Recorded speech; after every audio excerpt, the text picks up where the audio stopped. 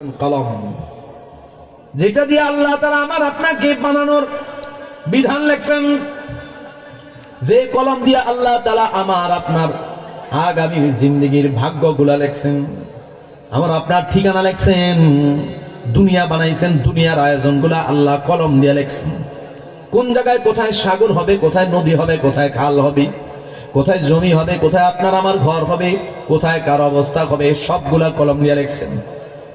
এই বদমাস গাঁজাখোর কয় আল্লাহ তাআলার কথার মিল নেই, যে কটা কথা ও বললো সবগুলা তার নিজের বানানো, একটাও আল্লাহর না। ও নিজে বানায়া বানায়া কইতেছে আল্লাহ নাকি এত রকম কথা কইছে, এরপরে আল্লাহরে দিছে তিরস্কার। বাউল বাউল, যার বাউল বললে তো এখন এখন সমস্যা। এদের যে আখলাক আচরণ, এদের বাউল বাদ দিয়া, রস্যউটা বাদ দিয়া বাকি উচ্চারণটা করা দরকার। কত বড় বদমাস, কত বড় কুলাঙ্গা মুসলমান পরিচয়, অথচ আল্লাহ আল্লাহ রসুলের বিরুদ্ধে নিষেধগার। আর তাদেরকে গ্রেফতার করার পরে কিছু সুশীল ভাই রয়েছে,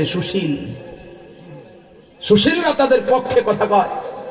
হ্যাঁ, যখন তখন জায়গায় জায়গায় বাউলদেরকে ধরে পিটাপিটি করা, এটা আমরাও সমর্থন করি না।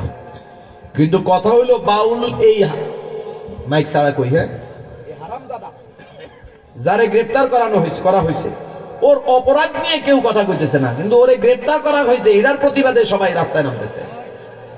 ওর অপরাধটা কি আগে এইটা কর। এরা পালা গান করে, কি করে?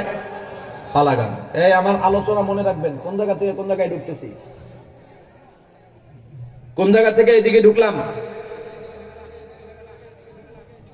আল্লাহুম্মা সাল্লি আলা সাইয়্যিদিনা মুহাম্মদ সাল্লাল্লাহু আলাইহি ওয়া আলিহি ওয়াসাল্লাম। আল্লাহুম্মা সাল্লি।